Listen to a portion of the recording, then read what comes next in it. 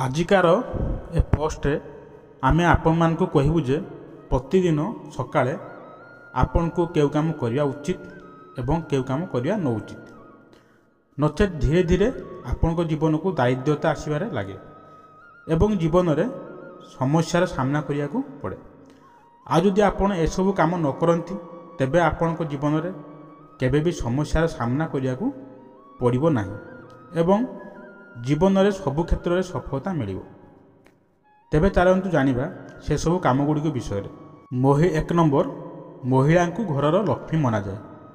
तेणु जेकोसी महिला को केबे भी सकाळ समय अपमानित करंतु नहीं, कारण नारी स्वयं माता लक्ष्मी को रूप होता है। जदि आपण ए भूल करती तेबे आपण घर सफलता दूरे जीवो एवं घर को दायित्वता आसीबो। नंबर 2, जदि आपण सकाळु उठिया मात्रे घरे पूजा होई नथिले केही जदि किछि धार मागियाको आछंती तेबे ताकू भूलले भी दियंतु नाही, नचेत बड़ समस्या होई पारे। जदि आपण प्रत्येक दिन सकाळु एही काम न करंती तेबे घरु माता लक्ष्मी चली जिवे। नंबर 3, सकाळु उठिया मात्रे तुरंत का सहित लड़ाई झगड़ा कलह करिबा आदौ उचित नुहे। एपरि कले पूरा दिन आपणकर खराब रहिबो। ए कारणरू कामरे मध्य सफलता मिले नाही। नंबर 4, सकाळ समय केबे भी मिछ कहवा उचित नुहे। जदि एभली केही व्यक्ति करती तेबे यह बड़ पाप होता है। छोट पिला एवं गुरुजन को सामने केबे मिछ कहतु नाही। नंबर 5, प्रायतः लोकंक घरे क्षीर छिड़िबा घटना घटता है, किंतु ता अशुभ प्रमाणित होबार एक सठिक समय रही।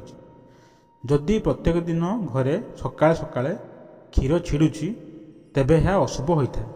यह दायित्वता आसबार संकेत अटे। नंबर 6, सकाळु उठिया मात्रे पूजा पाठ न करिबा किंबा विलंब बिछना छाड़िबा भली काम कले घर को दायित्वता आसता है। तेणु शीघ्र उठिबार अभ्यास करनियंतु। जो घर लोके सकाळे शीघ्र उठंती सेही घरे माता लक्ष्मी बास करती।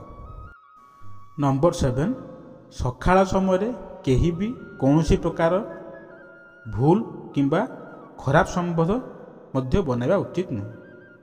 सकाळ सकाळ मद गुटका एवं तामसिक भोजन द्वारा दिनर आरंभ करती तेबे घर को दायित्वता आसवा निश्चित अटे। नंबर 8, रविवार अमावास्या किंबा पूर्णिमा केबे भी तुलसी पत्र छिड़ाइबा उचित नुहे। पुणी एही दिन मानकर जदि आपण सकाळ समय यही सब काम करुछंती तेबे आपणक जीवन में नकारात्मक सृष्टि हेबो, लक्ष्मी मध्य घर को आसीबे नाही। सकाळ उठी कौन करिबा आवश्यक? सर्वप्रथम सकाळ उठी घरे झाड़ू लगाई पूरा घर को परिष्कार करंतु। एहा द्वारा आपणक जीवन को सब प्रकार सुख आसीबो। प्रत्येक दिन सकाळु माता तुलसी को जल अर्पित करवा उचित। जो व्यक्ति एभली करिथाए तार जीवन में केबे भी दायित्वता देखा जाए नहीं। जदि आपण चाहते जे आपण को मान सम्मान सहित जातक सूर्य दृढ़ हुंतु तेबे सकाळु शीघ्र उठी स्नान करी सूर्यदेव को निश्चित जल अर्पण करंतु। पूर्णिमा एकादशी दिन जदि आपण निज घरर द्वार स्वास्तिक चिन्ह निर्माण करती तेबे दायित्वता दूर होता है। यह व्यतीत सबु सकारात्मक शक्ति आपण के घरे रहिबो। घर उपरे कौनसी बाधा थिले जदि आपण स्वस्तिक चिन्ह निर्माण करती तेबे ताहा मध्य दूर होइबो। यह थिला आज पोस्ट। आपण मान को केमिति लागिला कमेंट जणाइबे एवं कमेंट रे जय मां लक्ष्मी भक्ति छका लिखि दियंतु एवं भल लागथिले लाइक करिवे, शेयर करिवे। एमिति वीडियो आगु को देखिया पई चैनल को सब्सक्राइब कर दियंतु। धन्यवाद।